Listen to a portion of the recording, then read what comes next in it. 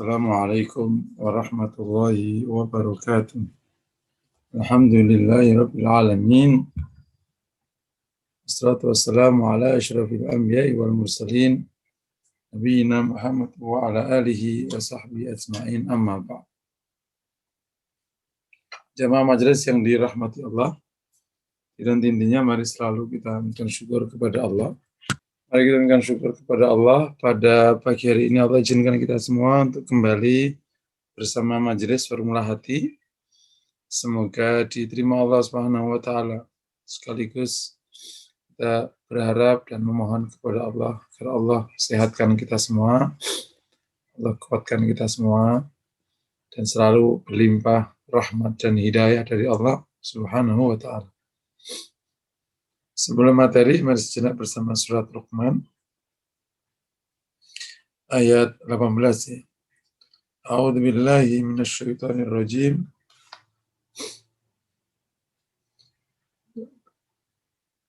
ولا تصعر خدك للناس ولا تمشي في الأرض مرحا إن الله لا يحب كل مختال فخور ولا تصعر خدك للناس. Jangan engkau palingkan wajahmu, meskipun kata khadda yakni itu pipi ya, tapi ini biasa maknanya adalah wajah. Dalam ilmu balaghah itu yusta'mal al-ba'd lil kull, digunakan sebagian untuk menggambarkan semuanya. Kalau di bahasa Jawa itu ada namanya, orang kalau nggak pernah datang sebut irungmu ya, hidungmu kemana aja hidung, padahal bukan nanya hidung, tapi menanya kenapa kamu nggak pernah muncul, kamu nggak ketahuan batang hidungnya. Mirip. Ini belajar dari Al-Quran. Wala tusair khaddaka. Jangan kau palingkan pipimu, yakni wajah. Linnas, dari orang. Wala tamshi fil ardi maraha. Dan jangan berjalan di muka bumi secara sombong, congkak. Innallaha la yuhibbu kulla mukhtalin fakhur. Sungguhnya Allah tidak suka kepada orang yang sombong lagi congkak. Nasihat berikutnya atau nilai berikutnya yang ditanamkan oleh Luqman al-Hakim adalah tidak berpaling dari orang. Yani maksudnya ini di semua halnya, terutama ketika berkomunikasi. Ini adalah sikap sebenarnya. Berpaling dari orang itu adalah salah satu simbol orang kurang menghargai, kurang menghadap, kurang respon. Ada orang yang sangat penuh khidmat ketika bersama orang. Dan ada orang yang memang kita nyebutnya itu cuek. Tapi bukan ini bab cuek, tapi sudah berpaling dari orang. Jadi kalau misalnya dinasihati, ya begitu. Ada yang menghadap. Ketika diomongin sama pimpinannya, ya pura-pura nggak dengar. Itu namanya berpaling. Ketika ada orang ngomong, tidak memperhatikan, itu berpaling. Dan itu memang bagian dari etika buruk yang menggambarkan nilai buruk. Yakni tidak memperhatikan, tidak merespon, tidak menghargai, tidak khusyuk terhadap nasihat atau apa. Sebaliknya, yang diinginkan sebagaimana di kaidah usul fikih, an-nahyu 'anil syai'i amrun 'ala diddi. Melarang sesuatu maknanya perintah kepada lawannya. Dilarang berpaling berarti wajib apa saja yang berlawanan dengan kata berpaling, yakni menghadap, merespon, menghormati dengan baik. Nah, itu makanya di konteks ini kita dapati contoh dari baginda Nabi SAW. ketika didatangi Utbah bin Abi Mu'aid. Nabi menghadap, padahal itu jelas-jelas datang untuk melobi keburukan. Dihadap dengan penuh khidmat. Kan Utbah bin Abi Mu'aid mengatakan, ya ibna akhi, hai anak saudaraku, adalah orang yang paling mulia di antara kami. Dipuji-puji semuanya. Namanya diplomat itu pasti muji. Kalau jelekin namanya penggonggong.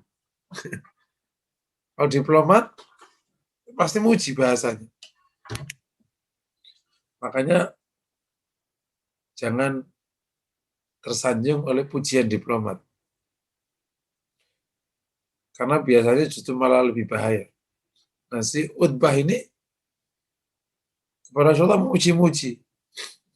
Sampai dan tapi ketika tiba saat engkau mengajarkan yang kau ajarkan, maka berpecah belalah kaum engkau, masyarakatmu lah, kaummu.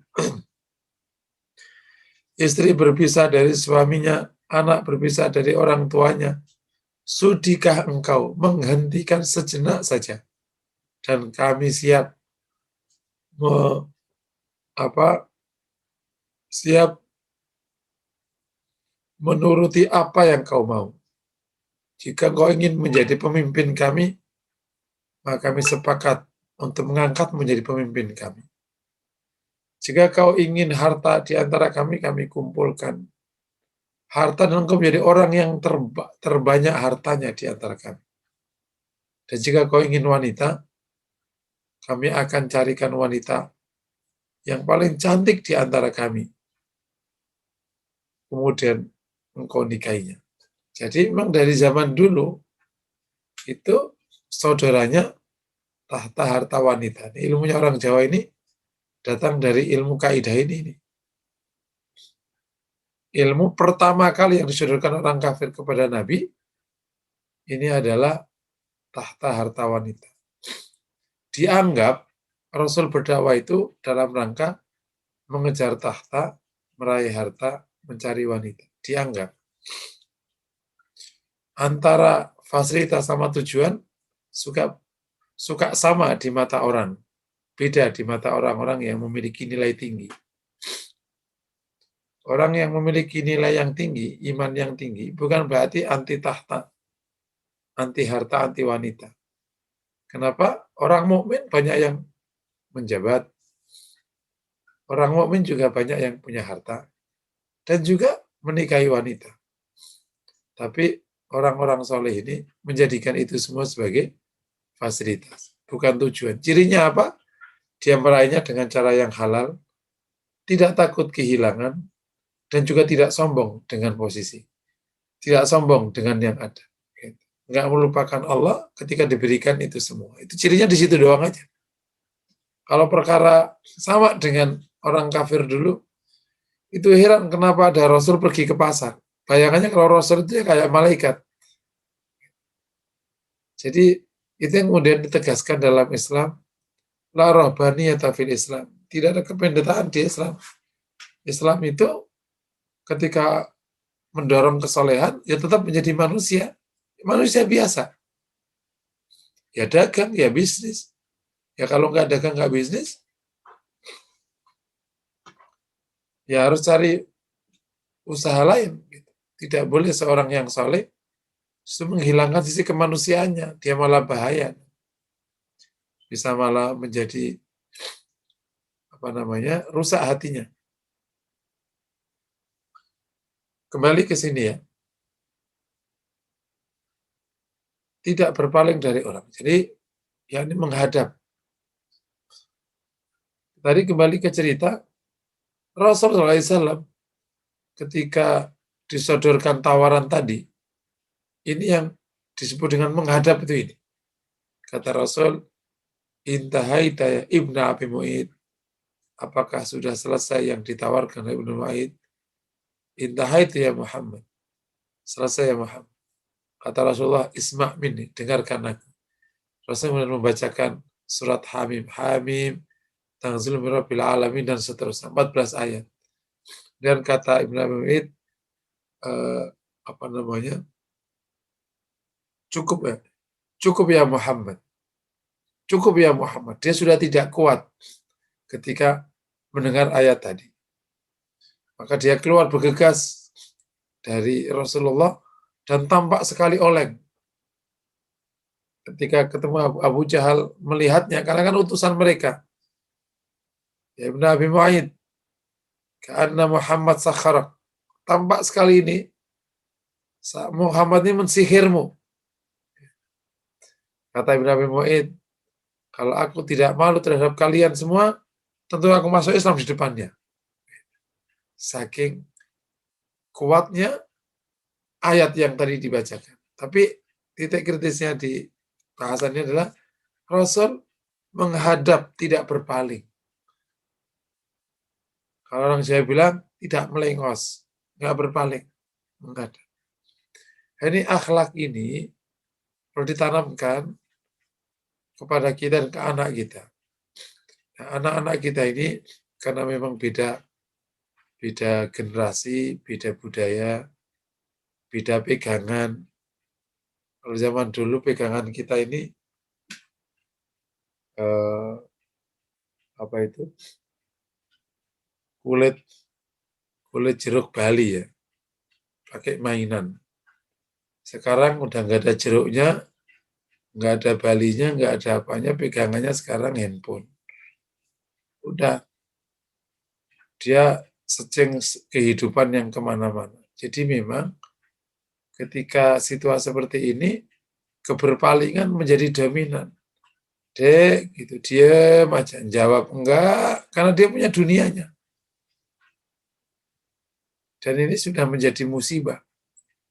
Gitu. Dipanggil itu udah nggak jawab. Kalaupun, gitu doang aja, dongak. Karena dia sudah asik dengan dunianya. Ini fitnah betul. Tidak sedikit ulama mutaakhirin yang mengatakan smartphone ini masuk fitnah ad-duhaima. Yang digambarkan oleh Rasul masuk di fitnah akhir zaman. Karena fitnahnya itu lebih besar bahkan daripada fitnah-fitnah yang digambarkan seperti yang lain. Menyebabkan rusaknya akhlak, rusaknya hubungan anak dengan orang tua, rusaknya hubungan istri dengan suami. Banyak suami bilang, sore-sore boro-boro bisa ngomong sama suami. Dia megang handphone terus, ya mendingan aku kabur, kata istrinya. Demikian juga suami. Sore-sore pulang kantor bukan disambut, mas datang. Waalaikum. Diam aja. Sudah fokus dengan handphonenya. Ma, yang respon handphonenya. Oh ya, bentar. Bentar lagi ada grup ngecat. Ini yang perlu dipahamkan ya sedikit ini. Ketika orang masuk dunia handphone, itu sebenarnya masuk dunia real. Orang merasa dengan handphone, dia berada dengan manapun. Toh dia di rumah. Tapi dia sebenarnya tidak di rumah ketika dia pegang dengan siapa nih. Gitu. Itu yang selalu saya tekankan. Ketika orang masuk grup, berarti sedang saling chat. Itu contoh yang kecil saja. Itu maknanya dia sedang jagong. Itu mirip zaman dulu ketika istri sabak ke tetangga, kemudian nyari kutu bareng-bareng. Nah itu sama, itu nggak jauh. Cuman sekarang jagongnya itu, ngerumpinya itu di grup, orangnya di rumah. Tapi sebenarnya nggak di rumah. Dia bersama dunianya. Sama dengan ketika anak kita masuk mana, masuk apa. Ya dia di situ sebenarnya. Dan ini jauh lebih rumit karena fisiknya ada di rumah, pikirannya ada di mana-mana. Bahkan yang menarik suami istri bareng di tempat tidur, itu masing-masing tuh. Suaminya kemana, istrinya kemana. Tiba-tiba tidur. Terus nggak tahu tadi ngapain. Lalu selesai sudah. Ini jadi itu namanya dekat menjadi jauh, jauh jadi dekat. Fitnah. Merasa punya teman 1 juta di luar negeri, okay. fokus ke teman-teman yang bahkan tidak pernah ia temui itu, kecuali di Facebooknya, tapi sebelah tetangganya, teman di masjid nggak dekat. Lebih asik dengan teman-teman mayanya, bukan teman-teman realnya. Ini juga bagian dari fitnah. Nah tadi, ya anak-anak ini perlu diajarkan serius. Kalau tidak, ya memang akhirnya kehilangan akhlak. Masya Allah. Nanti akan ada satu momen di mana orang saling mengacaukan dan saling mengacaukan dan mengacuhkan. Udah, acuh tak acuh. Berikutnya, wala tamshi fil ardi maraha. Jangan berjalan congkak. Kalau zaman dulu congkak itu geleng kepala, digeleng. Jalan congkak, busung dada. Tidak boleh jalan itu. Ini sebenarnya yang ditanamkan ya, menghindari kesombongan dalam bentuk apapun. Salah satu simbolnya adalah tidak berjalan congkak. Jadi di dunia ini, kalau dalam bahasa sekarang ya udah santai aja. Maksudnya nggak usah gitu-gitu. Gitu. Biasa aja. Kalau bahasa anak sekarang namanya biasa aja. Gitu. Ketika berlimpah, berhasil, biasa aja. Ketika tidak, ya biasa aja. Ini istilah yang sudah lumrah ya. Gampang dipaham. Maksudnya tidak sombong. Dalam konteks ini, manusia atau mukmin tidak besar oleh dunia, juga tidak kecil oleh dunia. Yakni kalau lagi ada, tidak sombong. Lagi nggak ada, ya enggak. Lagi jabat, nggak sombong. Jadi rakyat, ya biasa aja. Jangan kebalik. Pas jabat, sombong. Pas jadi rakyat, nelangsa. Cuma saya ini sudah kayak gumbal mukia mas, nggak ada. Biasa aja Pak, biasa aja. Biasa aja. Emang yang punya sifat gitu biasanya waktu jabat sombong. Begitu enggak, emang langsung itu drop tuh.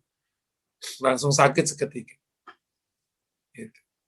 Tapi kalau orang waktu jabat biasa, turun juga biasa. Gitu. Ketika dia waktu jabat biasa, turun ya biasa, udah biasa emang. Bagi dia nggak terlalu ngaruh. Dan ternyata sifat-sifat ini itu sekarang justru banyak diminati pejabat-pejabat di negeri-negeri kafir. Jadi memang dunia sudah kebolak-balik. Yang mukmin sifatnya naudzubillah, yang kafir sifatnya baik. Meskipun tidak semuanya ya, ada beberapa. Jadi nilai yang berikutnya itu tidak sombong, yakni rendah hati. Innallaha la yuhibbu kulla mukhtalin fakhur. Allah tidak suka setiap orang yang sombong lagi congkak. Ini penegasan betapa hal itu sangat dibenci Allah. Bahkan di salah satu hadis Nabi, la yashmu raihatal jannah maka fi qalbi habatin min kibr. Tidak akan mencium bau surga orang yang orang yang di hatinya sedikit aja ada sebiji kesombongan. Naudzubillah min dzalik. Orang sombong dibenci semua orang, termasuk orang yang sombong. Orang sombong itu juga nggak suka sama orang sombong, apalagi yang nggak sombong. Gitu. Orang yang sombong aja itu nggak suka disombongi, apalagi orang rendah hati. Jadi sombong itu dibenci di mana saja. Istri benci sama suami sombong, suami juga benci sama istri yang sombong. Naudzubillah. Nah, secara definisi sombong adalah batrul haqqi wa ghamtun nas. Menolak kebenaran dan menghinakan orang lain. Kalau belum sampai menghinakan, itu baru level ujub. Tapi itu sudah merupakan satu paket sombong. Ujub itu mengagungkan dirinya. Wah ini kalau nggak ada saya, itu ujub itu. Tapi kalau memang kamu, wah itu baru, itu namanya sombong. Sudah menghinakan orang. Ini kalau nggak ada saya ini nggak jadi. Ini. Itu ujub. Tapi kalau kamu ini gimana sih? Nggak ada gunanya. Itu namanya sudah sombong. Karena sudah ada menghinakan orang. Sombong berawal dari ujub. Ujub berawal dari mencintai diri berlebihan. Mencintai diri itu sesuatu yang manusiawi, namanya orang suka dirinya. Tapi ketika berlebihan, yaitu tidak bisa dimaafkan, akhirnya menjadi ujub. Naudzubillah min dzalik. Mungkin demikian sejenak bersama Al-Quran, semoga menginspirasi. Kita kembali ke materi, langsung ke pelajaran ya. Pelajaran dari yang 215 ya, dari masalah munculnya kaum Khawarij ya. Jadi ini Dzul Khuwaisirah ini. Jadi ini benih-benih ya, benih-benih munculnya kelompok yang nanti disebut Khawarij. Itu benih-benih itu sudah muncul di zaman Rasulullah yang namanya Dzul Khuwaisirah. Yang salah satu cirinya waktu itu orang yang punya pentil di lengannya itu. Nah, ternyata pas perang di zaman Ali bin Abi Thalib itu orang itu ada. Dia mengkritik Rasul atau tambah tepik mencela di konteks keputusan Rasulullah. Berangkatnya dari standar yang melebihi batas. Jadi kalau melihat yang mengatakan i'tilia Muhammad, berbuat adil hai Muhammad, itu ada beberapa. Ada yang nanti akhirnya masuk menjadi kelompok munafik. Ada yang menjadi kelompok Khawarij.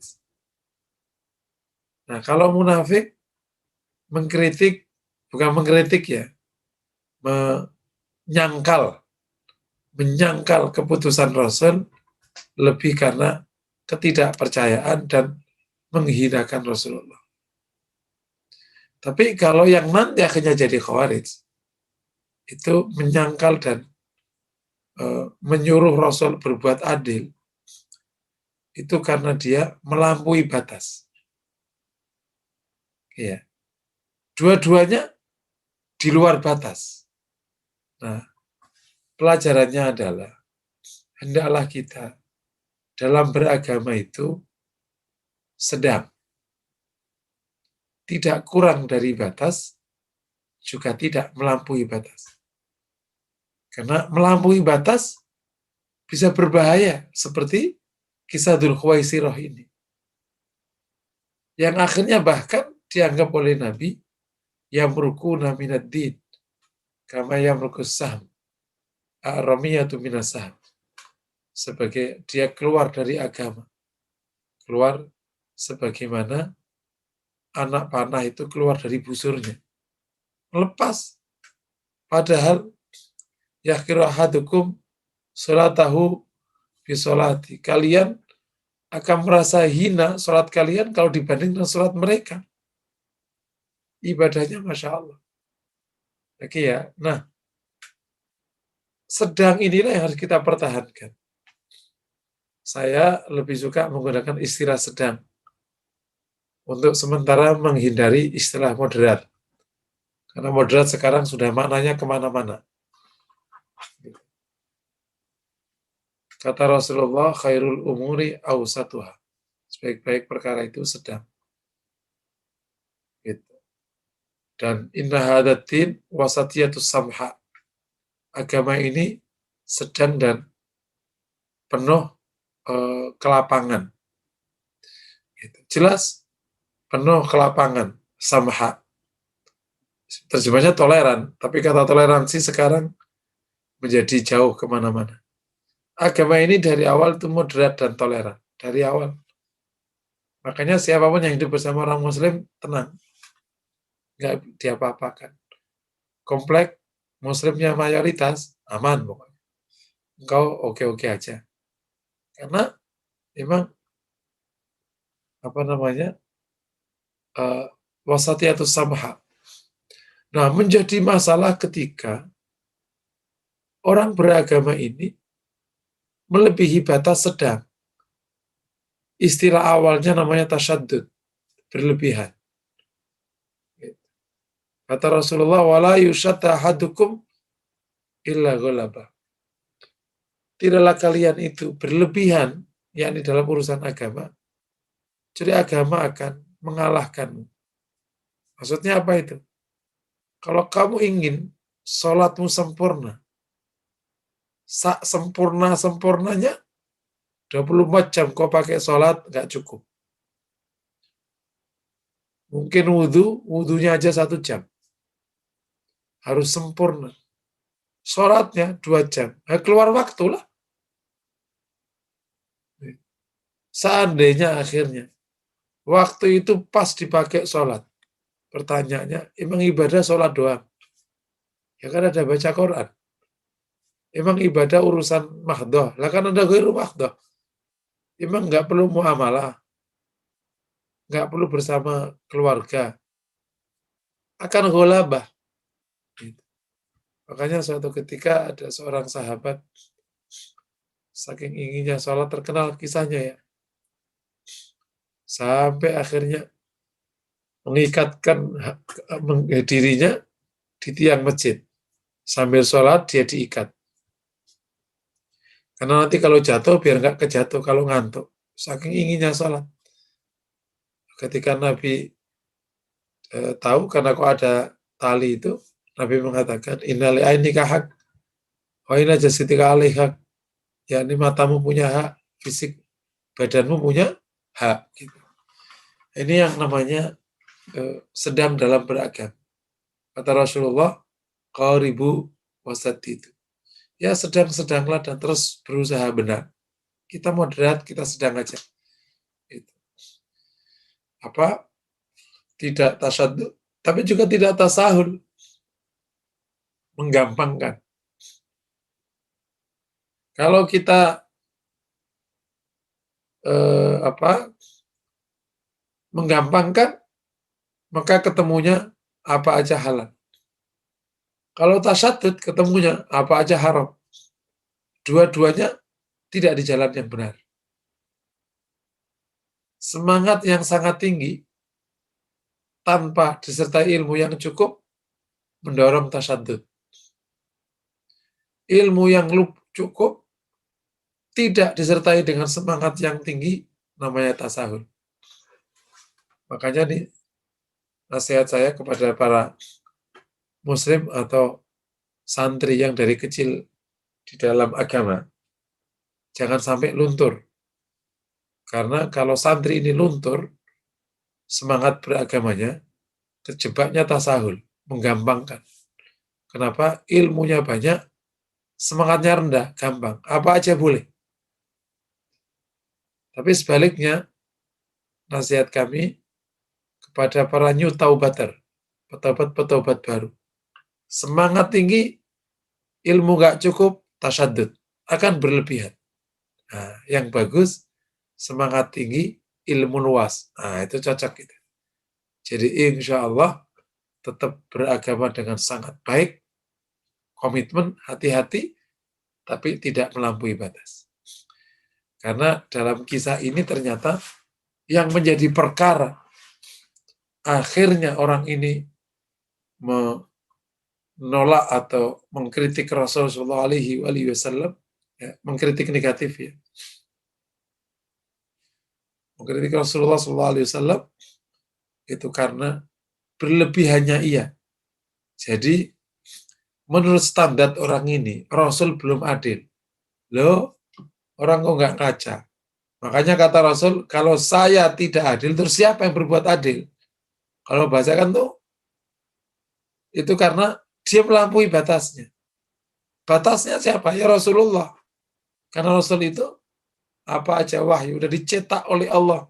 Adil itu begitu itu.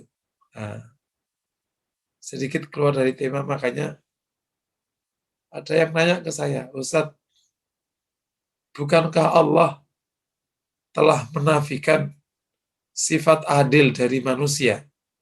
Sehingga artinya ta'adud itu gugur dengan sendirinya. Kan di Quran, walan ta'dilu. Dan kalian tidak akan bisa adil. Oke ya? Walan ta'dilu. Karena khiftum Allah tuksitu fil yatama. Angkihu ma tabakum nisa'iban talata warba. Karena khiftum Allah ta'dilu fawahidah. Di sebuah ayat, walan ta'dilu. Kalian tidak adil. Jawabannya apa?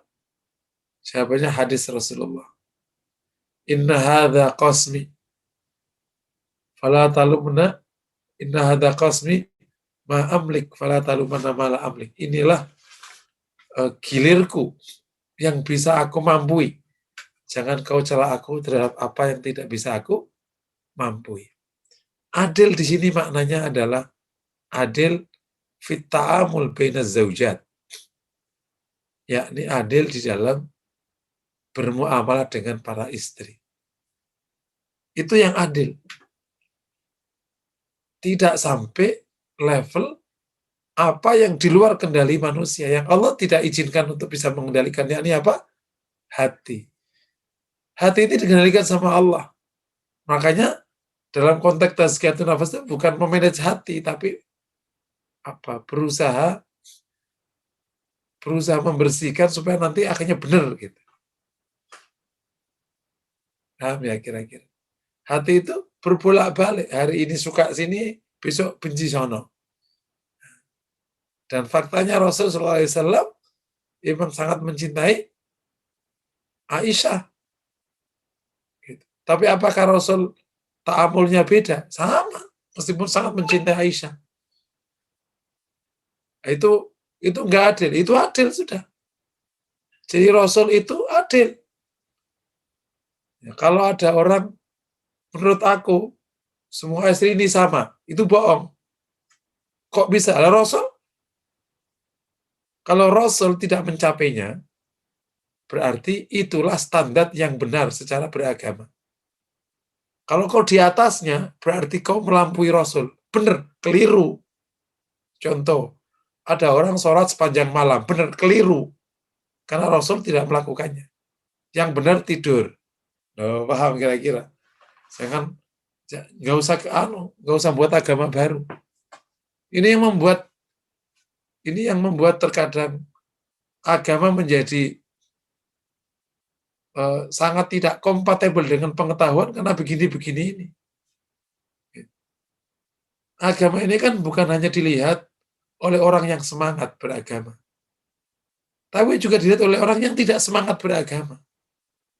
Bukan hanya dilihat orang yang lagi suka akhirat, tapi orang yang juga sedang bagus-bagusnya di pengetahuan, sedang intent. Agama ini melihat semua, maka harus utuh sekali dilihatnya. Dan Rasul praktek beragamanya itu keren banget. Tidak ada satupun ilmu yang bisa yang menemukan kesalahan Rasulullah, nggak ketemu itu, saking topnya. Seandainya Rasul itu dulu sholat sepanjang malam nih sholat, nggak pakai tidur, pengetahuan akan berkata ini bukan agama. Kenapa? Ini tidak cocok dengan manusia karena nggak ada orang bisa hidup sepanjang malamnya nggak tidur. Memang kita suruh ngapain? Bukan agama. Makanya beragama itu kan bukan sekedar banyak-banyakan sholat, tapi bener-beneran hidup. Paham ya kira-kira? Ini ingat rumusannya. Beragama itu bukan banyak-banyakan sholat, tapi bener-beneran hidup. Karena ad-din huwa manhajul haya. Din itu aturan hidup. Jadi semakin benar, nah itulah semakin baik agamanya. Benar itu gimana? Berarti kalau pas ibadah ya ibadah. Pas nyantai sama istrinya. Kapan itu? Sore hari. Karena Rasul itu kalau sore keliling ke istri-istrinya. Nah, itu yang benar. Jadi kalau ada sore hari masih di kantor itu, nah, kurang benar itu. Loh, kira-kira gitu. Karena apa? Karena kita, ini benar itu. Ini penelitian loh ya. Tapi ini penelitiannya kurang terlalu observasi, bukan penelitian. Salah satu sebab kuatnya hubungan pasangan zaman dulu ya, orang-orang tua kita itu karena mereka punya momen sore hari bersama pasangan. Itu kuat sekali hubungannya. Mbak, gitu kan, panggilannya Mbak. Mbak, wedang ini Mbak, ada wedang. Sekarang, sekretarisnya yang ada, repot. Istrinya Akhirnya senam akhirnya. Suaminya nggak ada. Jadi akhirnya kemana-mana. Sore hari itu Rasul punya kebiasaan ke seluruh istrinya. Nengok satu-satu. Nanti nginep di rumah yang tempat gilirnya. Jadi tengok semua. Dan Rasul ya, kayak apa itu sibuk. Jadi Rasul itu rileks hidupnya. Gak kita ini. Kita ini kerjaan gak banyak, sibuknya polsa dunia. Padahal achievement-nya malah kadarnya aja gitu. Kayak kembali ke materi tadi. Jadi menghindarkan diri dari tasaddud fiddin, berlebihan dalam beragama. Tapi juga awas, jangan kejebak kepada tasahul fiddin, menggampangkan agama. Ini pelajaran pertama. Pelajaran kedua dari hadis tadi, bahwa sekaligus meneruskan poin yang pertama, bahwa orang yang keluar dari agama itu bisa jadi sebabnya bukan karena tidak mau beragama, tapi sebabnya bisa jadi berlebihan dalam agama, atau juga tasahul dalam beragama. Di hadis ini, salah satu sebab keluar dari agama adalah tasaddud dalam beragama. Artinya, tasaddud itu bisa menghasilkan dampak yang sangat berbahaya. Karena Rasul menyebut yamrukuna minad din. Brosot, yamrukun ini bukan keluar, brosot. Sebagaimana anak panah keluar itu kan bukan keluar kan, namanya apa itu? Brosot, cepat dari agama. Gitu. Sebagaimana kalau di hadis Nabi ada yang namanya ya bi udina bi ardi minad dunya, menjual agama dengan sedikit sama dunia. Hasilnya mirip. Kalau ini saking tasadudnya dia keluar dari agama. Kalau ini saking kemampuannya dia jual agama. Sama-sama. Cuman yang satu disebut murtad, yang satu disebut dengan firqah dhalah. Aliran sesat. Mirip-mirip. Sama. Sama-sama keluar dari agama. Nah, tentu karena beda keluarnya, ya mungkin adabnya beda. Ini kafir, ini konteksnya lain. Nah, oleh karena itu perlu dihindari tadi. Dan di akhir sekarang ini, fenomena itu, yang tasaddud banyak, yang tasahul lebih banyak. Makanya perlu kita ini ada di wasat, di sedang. Tasaddud itu mengkafir-kafirkan orang. Tasaddud lagi menyalah-nyalahkan orang. Tasahul lagi membolehkan semua perkara. Berhadapan sekarang. Gitu. Saya suka menggambarkan untuk jatuh dari jembatan yang satu batang itu, karena ada jembatan satu batang ya, di daerah-daerah Sunda banyak. Melewati cuman dikasih bambu besar satu. Kadang pohon aren satu. Itu untuk jatuh, itu tidak selalu ke kiri, bisa ke kanan. Yang nggak jatuh yang di atas itu. Jadi untuk keluar dari agama, bisa ke kanan, tasaddud namanya, bisa ke kiri, tasahul. Naudzubillah. Semoga kita dihindarkan oleh Allah ya.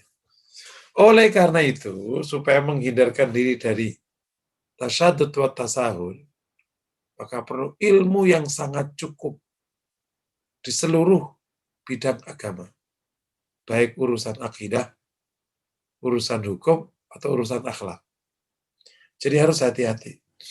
Semua orang mengklaim benar. Saat dunia ini sekarang mengklaim benar semua.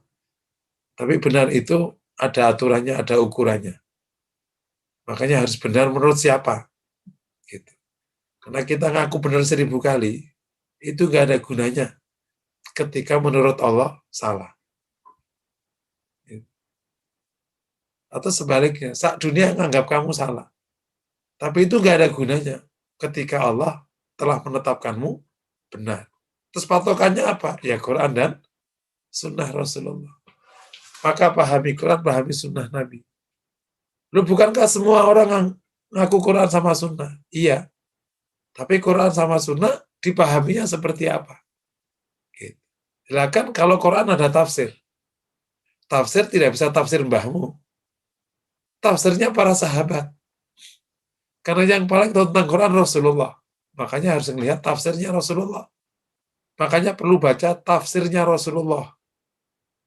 Ada namanya kitab tafsir. Di dalam ilmu hadis, itu namanya kitab tafsir. Yakni itu tafsir Rasulullah terhadap Al-Quran. Setelah Rasul yang paling tahu siapa? Sahabat. Bukan mbahmu yang tahu, sahabat. Kenapa? Karena sahabatlah yang ikut hidup bersama turunnya Al-Quran. Gitu. Dan ia memiliki bahasa seperti bahasa Quran. Gitu.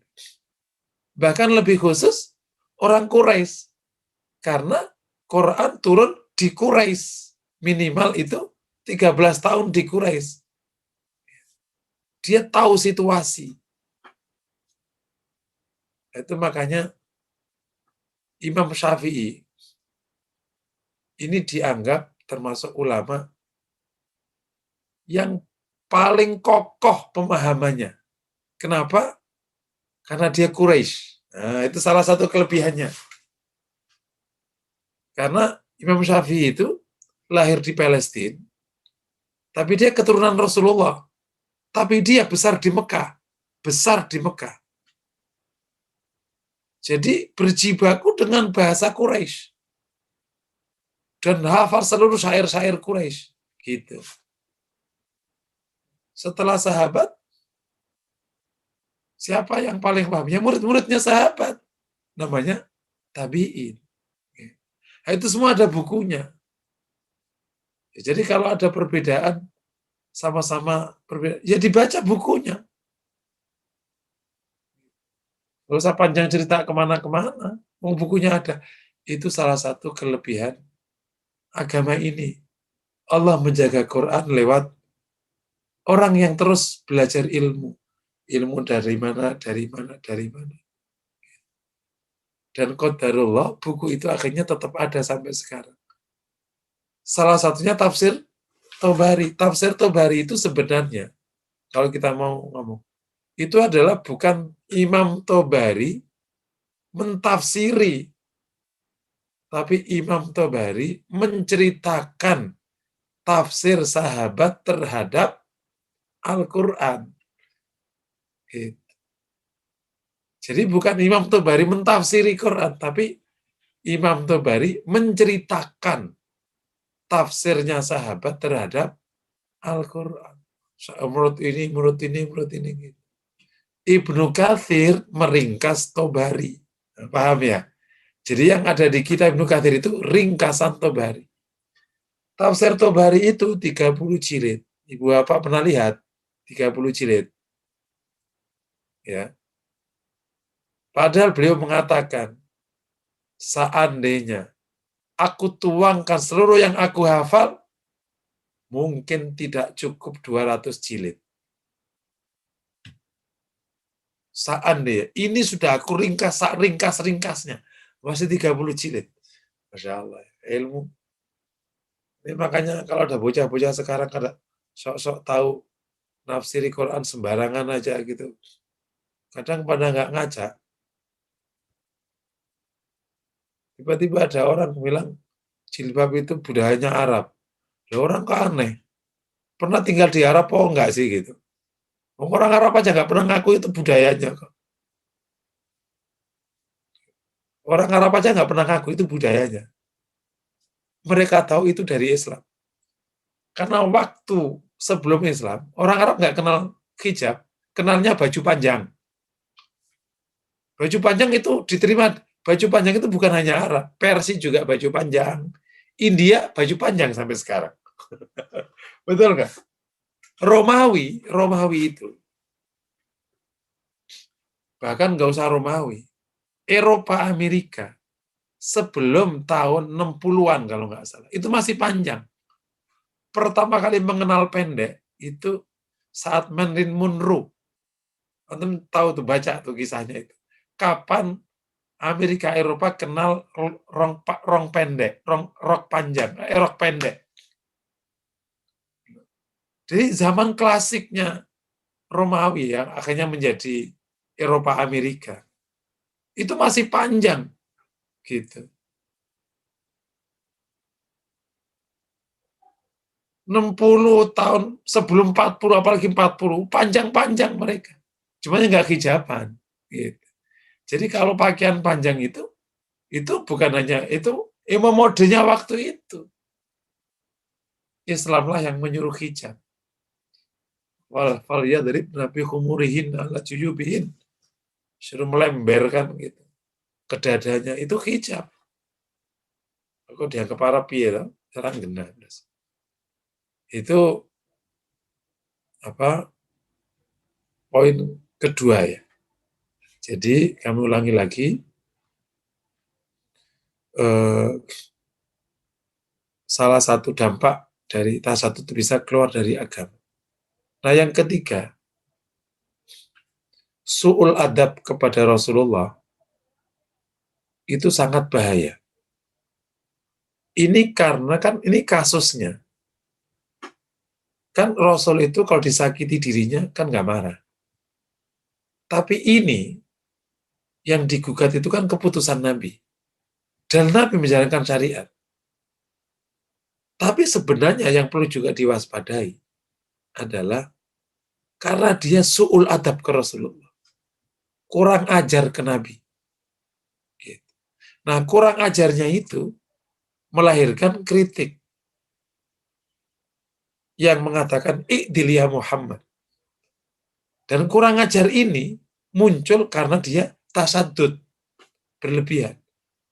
Seandainya nih, kalau ada orang tasaddud tapi masih punya adab ke Nabi, mungkin nggak berani ngomong kayak gitu. Tapi ini tasaddud terus kurang ajar. Nah, kalau kurang ajar sama orang, mungkin dosanya ya sedia gitu.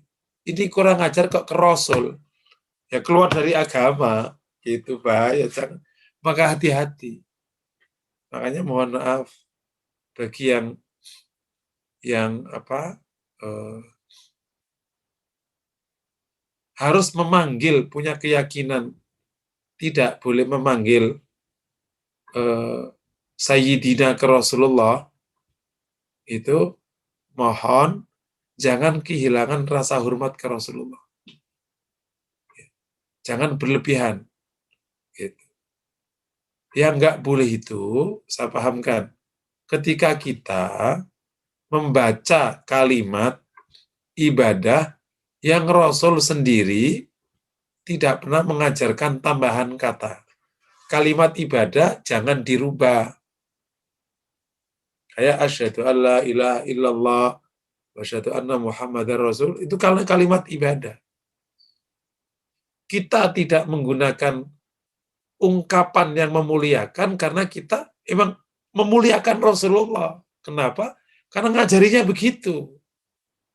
Kita tidak menggunakan ungkapan yang memuliakan, langsung menggunakan katanya Muhammad, karena Rasul mengajarkan gitu. Justru karena kita memuliakan Rasulullah, kita ikuti ajarannya.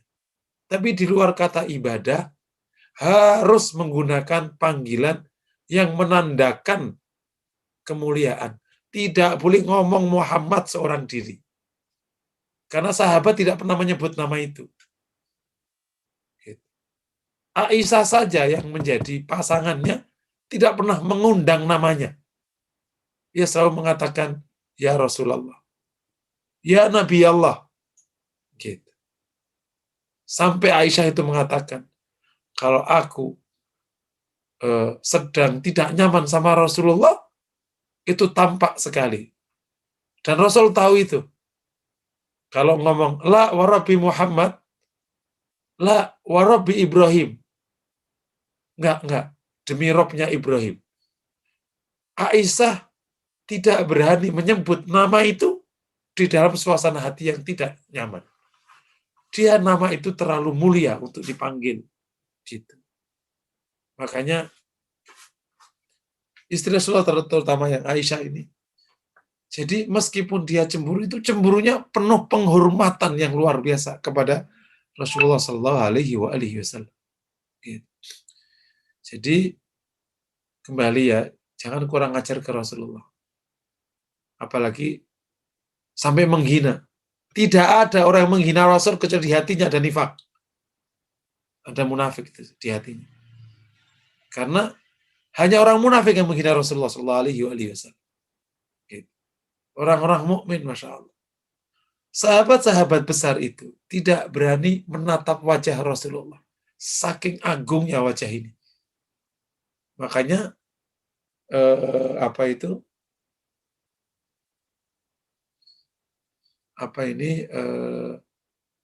yang menceritakan tentang wajah Rasulullah ya sahabat-sahabat kecil kayak Anas gitu. Atau cerita dari yang cukup juga bagus itu dari putrinya, anaknya Khadijah dari istri pertama, dari suami pertama. Itu juga detail. Karena kan ketemu Rasul lama. Jadi waktu Rasul belum jadi nabi, jadi bisa mensifati Rasulullah. Itu kalau riwayat dari beliau-beliau ini itu detail karena namanya anak kecil kan masih bisa ngelongok-ngelongok gitu, namanya anak kecil. Yang besar-besar enggak berani. Kayak nomor 3, jangan pernah kurang ajar ke Rasulullah SAW, karena kurang ajarnya dulu Khuwaisirah menyebabkan dia keluar dari agama. Oleh karena itu, kalau memanggil, panggil dengan kemuliaan. Kalau nanti ziarah ke sana, ziarah dengan kemuliaan. Memuliakan Rasulullah SAW. Gitu. Terus, dan seterusnya. Dan sahabat-sahabat, salah satu yang membuat kita juga sangat terkesiap. Ketika akhirnya para sahabat mendapati Rasulullah wafat. Tibalah saatnya harus memandikan.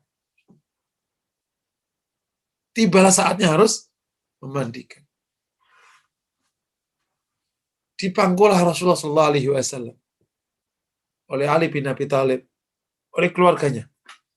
Ada Ali, ada anaknya Abbas. Begitu mulai memandikan, dia bingung gimana memperlakukan Rasulullah. Kata Ali, apakah kita harus membuka baju Rasul sebagaimana kita buka mayat di antara kita? Tidaklah mungkin ini kita lakukan. Gitu.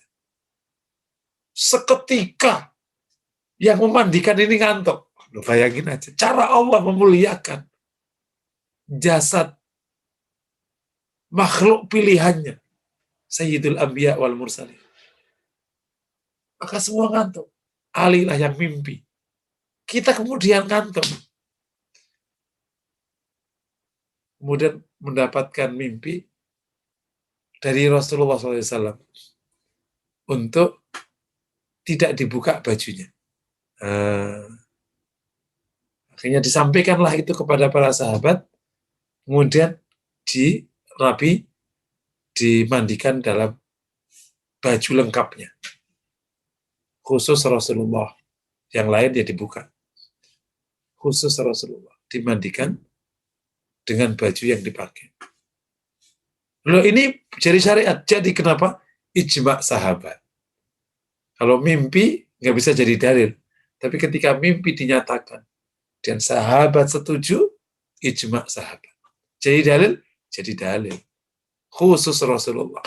Toh mimpi orang-orang mulia ini mimpi benar. Nah, nanti itu bahasanya khusus. Tapi intinya gimana sahabat menjaga kemuliaan Nabi sedemikian itu sehingga Allah pun akhirnya merespon langsung dengan mengantukkan mereka dan memberikan mimpi untuk mendapatkan petunjuk gimana memandikan Rasulullah Shallallahu Alaihi Wasallam.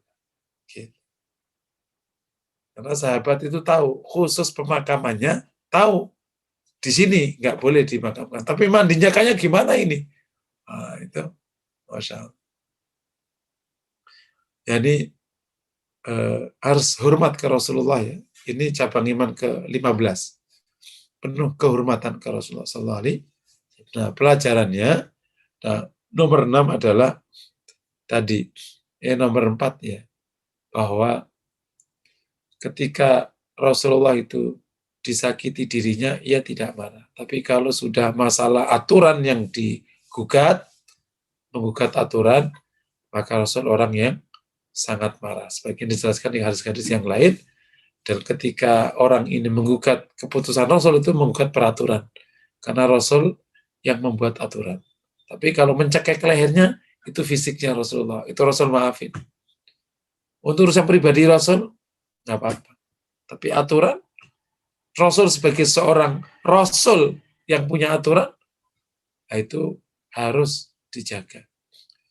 Bahkan tadi di hati kita tidak boleh ada perasaan tidaknya. Mungkin demikian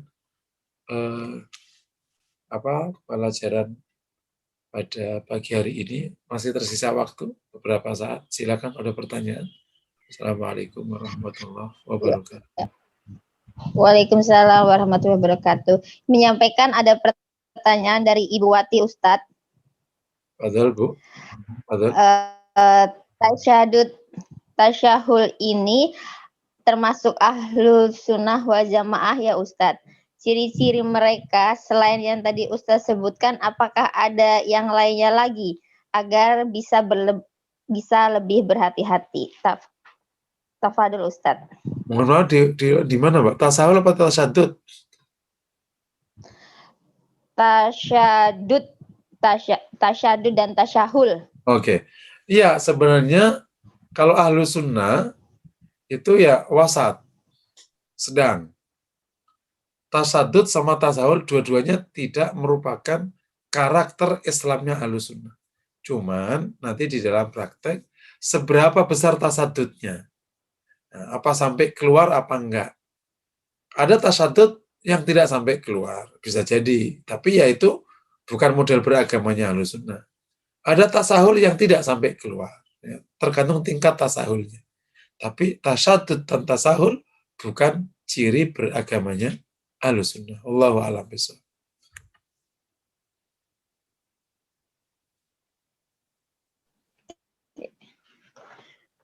Ada lagi Bapak Ibu yang ingin bertanya, dipersilahkan.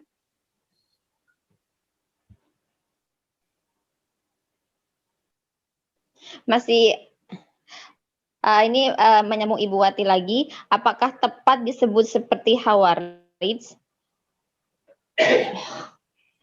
Bila rakyat melakukan aksi di jalanan dengan sebab pemerintah berkuasa berbuat zalim. Oh ya, belum bisa disebut Khawarij. Karena antara Khawarij dengan demo itu dua hal berbeda. Kalau Khawarij itu keluar dari pemerintah Syah. Keluar, yakni tidak taat. Kalau demo itu bagian dari kritik rakyat kepada, kritik atau nasihat kalau mungkin bahasa rakyat kepada penguasanya. Nasihat boleh. Nah ini ada kutub ekstrim. Sebagian penguasa menggunakan ayat Buhot untuk memberangus kritikan, sehingga tidak ada nasihat datang kepadanya. Yang kedua, ekstrim. Sebagian masyarakat selalu menolak pemerintah, padahal ada yang baik dari pemerintah. Itu dua-duanya berlebihan. Nggak boleh. Gitu. Jadi demo itu boleh, tidak masuk kategori Khawarij. Tentu demonya yang benar. Kalau demo yang rusak, ya berarti itu yang rusaknya. Tapi demo sendiri itu konsep yang tidak masuk dalam kategori khuruj alal hukam, keluar dari hukum, keluar dari pemerintah. Tidak. Karena itu bagian dari nasihat kepada pemerintah. Jadi kategorinya nasihat kepada pemerintah, bukan keluar dari pemerintah. Kecuali jika demo kemudian mengambil alih pemerintah yang sah, itu jadi khuruj itu. Itu khawarij itu. Paham ya? Sebagaimana awal-awal dulu muncul ketika keputusan Ali ditolak, malah Alinya dibunuh. Nah, itulah yang disebut keluar dari pemerintah yang sah. Paham ya? Insya Allah. Jangan ngekstrim ya. Jangan sampai menjustifikasi seluruh halnya sampai tidak boleh ada nasihat ke pemerintah dan kritikan. Itu namanya ayat baik digunakan untuk kebatilan. Atau dibalik, saking pinginnya nasihat ke pemerintah, kau sampai melebihi batas sehingga akhirnya keluar dari pemerintah yang sah. Itu juga menggunakan hal baik, tapi karena berlebihan menjadi buruk. Wallahu a'lam. Moderat aja, di tengah aja. Memang dari zaman dulu, tengah itu paling susah. Orang berjalan di atas tadi jembatan yang satu, kan susah itu ya. Gini-gini ya, goyang-goyang gitu kan. Nah, makanya harus kokoh itu. Sampai lewat. Gitu. Jangan jatuh, jangan. Gitu kira-kira. Tapi kalau kita udah biasa di tengah, itu insya Allah biasa. Insya Allah. Asal ilmunya cukup, insya Allah bisa di tengah. Yang ngelatih kan kalau ilmunya nggak cukup, makanya ngajinya jangan setengah-setengah. Setengah-setengah ini nggak enak. Gitu. Karena dibuang nggak bisa, dimakan nggak bisa. Makanya kalau mau itu pinter bener atau bodoh bener. Jangan setengah pinter setengah bodoh. Repot itu kalau kayak gitu.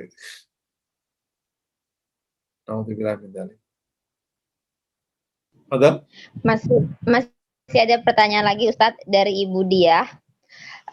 Ustadz, situasi saat ini di grup-grup WA yang diikuti muncul dua kutub yang berlebihan. Bagaimana upaya kita sebagai member grup untuk mengingatkan anggota agar menuju ke tengah dari kutub masing-masing? Oke, yang pertama ya Ibu perlu paham tengahnya ada di mana. Tengahnya ada di mana ya itu. Perlu paham tengahnya. Jangan sampai kita tengah tapi ternyata belum tengah ya. Itu paham. Karena kata tengah itu terkadang sangat dipengaruhi oleh persepsi kita atau pandangan kita. Maka biasakan dari sekarang, ya sekaligus antum mengikuti jejaknya para ahlul hadis. Ahlul hadis itu orang yang dari awal, kalau antum belajar ilmu hadis, kan antum belajar ilmu hadis nih, itu dari awal dia punya doktrin namanya tajarud. Tajarud itu mencari kebenaran. Orang ahli hadis itu sampai disebut tidak punya madhab. Ahli hadis itu kalau tanya, madhabnya Imam Bukhari apa? Ya madhabnya Imam Bukhari itu. Gitu. Meskipun Imam Bukhari datang setelah Imam Syafi'i, gitu. Dia ikuti madhab siapa? Loh, ahli hadis itu ya itulah karakter ahli hadis. Artinya dia ngikuti hadis. Gitu. Jadi nanti pandangan-pandangan ulama itu dimasukkan sebagai bagian dari penguatan. Sehingga orang hadis itu kalau di dalam, sehingga akhirnya disebut dengan fikih ahli hadis sendiri. Dia bisa lintas mazhab, tapi itulah karakter berpikirnya. Dia harus sanggup menerima kebenaran meskipun datang dari orang yang tidak disukai. Gitu. Dia harus jernih melihat dalil meskipun itu datang dari yang disukai. Ahlu hadis itu, hadis kunut itu yang mengatakan hadis kunut itu dhaif, itu ulama Syafi'iyah. Ulama hadis yang mazhabnya Syafi'iyah. Mereka harus bisa mengatakan itu. Gitu. Kenapa? Emang faktanya dhaif. Cuman, akhirnya menjadi pembahasan fikih. Orang fikih. Dhaifnya ngangkat. Nah, itu orang fikih yang ngangkat tuh. Sehingga tetap bisa jadi dasar hukum. Kata mazhabnya Imam Ahmad, nggak ngangkat. Sehingga tidak bisa dasar hukum. Ya gitu aja. Tapi orang hadis, dhaif. Gitu. Paham ya kira-kira ya? Jadi yang pertama, pastikan tahu moderatnya clear, paham kita. Komit. Yang kedua setelah itu, Coba dikasih share-share tentang bersikap sedang di semua halnya. Bersikap sedang aja di semua halnya. Kalau baik ya diterima, kalau buruk ya dinasihati. Jangan sampai yang baik ditolak karena benci, atau yang buruk diterima karena suka. Itu berlebihan. Tidak boleh. Nah yang ketiga, kalau nggak sanggup ya diem aja atau keluar. Jadi grup PA itu kalau kita tidak bisa mempengaruhi hal baik, malah kita kena buruk, mendingan tidak masuk grup. Tapi kalau kita masih bisa mempengaruhi, bisa memberikan kontribusi baik, tetaplah di grup itu. Pokoknya ada manfaatnya, kalau nggak ada manfaatnya ngapain juga kan? Wallahualam bisa. Fadhal. Masih ada 2 pertanyaan sebelum kita tutup ya Ustadz ya. Pertanyaan melanjutkan dari Bu Wati. Ada yang bilang kita harus nurut dan tunduk dengan pemerintahan yang syah. Kalau ditarik ke kondisi saat ini, apakah tepat nasihat tersebut? Tafadhol Ustadz. Ya antara dibedain ya, antara nasihat ke pemerintah yang syah dengan tunduk, dua hal yang berbeda. Kalau taat tetap harus taat, pemerintah itu syah, bayar pajak semuanya ditaati. Nasihat ya nasihat. Makanya perlu berpikir jernih. Jangan sampai gara-gara ingin nasihatin, kau keluar dari ketaatan. Atau dibalik, saking taatnya kau jadi rakyat bodoh yang gampang ditindas, yang lemah. Gitu. Jangan. Yang akhirnya menjadi justifikasi pemerintah zalim. Itu juga bodoh. Jangan bersikap bodoh menggunakan ayat untuk menjustifikasi kezaliman. Tapi jangan juga bersifat berlebihan. Jangan gara-gara nasihat engkau keluar dari pemerintah yang sah. Di tengah, taatlah dan nasihatkanlah. Paham ya? Tetaplah taat dan nasihatkanlah. Kalau ada kedoliman, dilawan dengan prosedur yang benar. Kalau ada kedoliman, dinasihatkan. Jangan jadi muslim yang bodoh. Gara-gara suruh taat, kau biarkan kedoliman. Dan menjustifikasi beberapa pakai ayat, pakai hadis. Itu bodoh. Tapi jangan juga melebihi batas. Saking inginnya menegakkan keadilan, amar ma'ruf nahi mungkar, engkau keluar dari pemerintah yang sah. Akhirnya keluar dari koridor yang benar. Keluar itu gimana? Ya tidak taat, menggugat, sampai naudzubillah mengkudeta, nggak boleh itu. Wallahualam bisa. Nah, banyak ulama terjebak di dua kutub ekstrim ini. Nggak sedikit, apalagi masyarakat biasa. Ulama aja. Di Mesir itu ada sebagian ulama yang melebihi batas. Zaman Mursi, apa namanya, memerintah kritik setiap saat karena nggak sejalan dengan pandangan agamanya. Padahal ini ulama besar. Tapi begitu yang sisi pemerintah dibenar-benarkan, itu berlebihan. Jangan sampai kebencianmu kepada saudaramu membuatmu tidak adil. Kebalik-balik. Yang zalim dibenarkan, kenapa? Janganlah keluar kau dari pemerintah yang sah. Tapi yang adil disalah-salahkan. Kenapa? Tidak sama dengan paham agamamu. Itu juga nggak boleh. Jadi fair, yang baik dibaikkan. Yang salah, ya disalahkan. Nah, kalau rakyat nasihati gimana? Ya prosedur nasihatnya rakyat gimana? Yang punya. Kalau nggak mampu, ya berarti itu lemahnya iman. Nanti dipilih-pilih kayak gitu. Paham ya? Yang penting tetap pada koridor yang benar. Oleh karena itu, ilmunya perlu cukup supaya bersikap tepat di area yang sulit itu. Disebut ahli dalam mengendarai kendaraan karena area sulit kau selamat. Tapi kalau area gampang kau bisa, itu ya gampang. Makanya ulama disebut dengan ulama ilmunya matang, kalau situasi sulit kayak gini ini, gimana sikapnya? Nah, itu berarti matang sekali ilmunya. Wallahu a'lam bishawab. Fadal.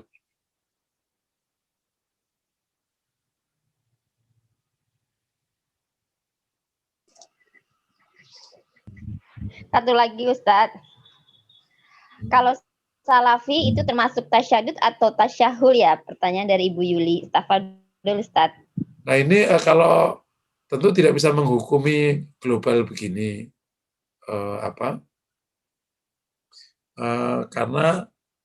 Karena kan per case beda-beda. Di Salafi, setiap organisasi itu pasti ada kebaikannya, ada keburukannya. Mungkin sebagian case itu tasyadud, sebagian case tasahul. Misalnya kan nggak bisa, harus case-nya satu-satu baru bisa dihukumi. Itu yang pertama. Yang kedua, menghukumi itu harus pada perbuatannya, jangan pada orangnya. Perbuatannya aja, karena kalau orangnya itu nanti banyak variabel yang harus dikaji. Kalau kita kan bukan hakim, gitu. Yang kita hukum itu perbuatannya aja. Kalau gini nggak boleh. Orangnya ya urusan dia dengan Allah Subhanahu wa Ta'ala. Paham ya? Nah, di organisasi itu katakan kalau misalnya disebut salafi itu dianggap tasadud di sebagian kasus. Tapi juga punya tasadud sebagian kasus. Misalnya kalau di sini orang-orang NO gitu, dianggap kan gampang hukumnya, fleksibel. Tapi sebagian, ketat tasyadud bahan hukumnya. Saya berikan contoh. Urusan makan di Saudi itu lebih gampang daripada di Indonesia. Orang Saudi itu yang dianggap salafi itu kalau makan itu nggak pernah neliti ada sertifikat halalnya, nggak ada. Makan aja udah. Karena kaidahnya asalnya makanan itu halal. Ya dia makan aja. Jadi kalau orang Saudi makan sama kita malah gampang, malah kita ngeri. Maka di luar Saudi kalau di dalam Saudi mah kita nyaman, aman. Saking kaidahnya di fikih muamalahnya Imam Ahmad itu lebih gampang. Oke. Tetapi di beberapa hukum ibadah, Masya Allah, sunnah bid'ah. Tapi jangan anggap kalau misalnya di sini urusan halal haram, urusan itu Syafi'iyah, ketat sekali. Luar biasa. Najis, ketat sekali. Pusing sendiri gitu. Jadi setiap setiap kelompok atau apa itu pasti ya ada sisi-sisi itu. Makanya jangan menghukumi orang per orang atau kelompok. Perbuatannya aja yang dihukumi. Ini case ini benarnya gimana? Case ini benarnya gimana? Gitu. Wallahu a'lam bishawab. Jadi masing-masing punya catatan. Makanya diambil yang baik, yang buruk dimaafkan. Yang buruk dimaafkan. Supaya kita terjadi al-wahda bainal muslimin, persatuan di antara kaum muslimin. Kalau Anda ingin semuanya benar, nggak ketemu. Insya Allah yang ngaku paling benar, ya pasti ada salahnya. Dan yang lain bisa jadi juga ada benarnya, ada baiknya. Jadi biar ketemu al-wahda bainal muslimin. Wallahu a'lam bishawab. Alhamdulillah Ustadz, pertanyaannya sudah selesai. Sebelum kita tutup kajian, kita berdoa dulu Ustadz, tafadhol. Kita langsung akhiri ya dengan kafaratul majlis. Subhanakallahumma wa bihamdika la ilaha illa anta astaghfiruka wa atubu ilaik. Assalamualaikum warahmatullahi wabarakatuh.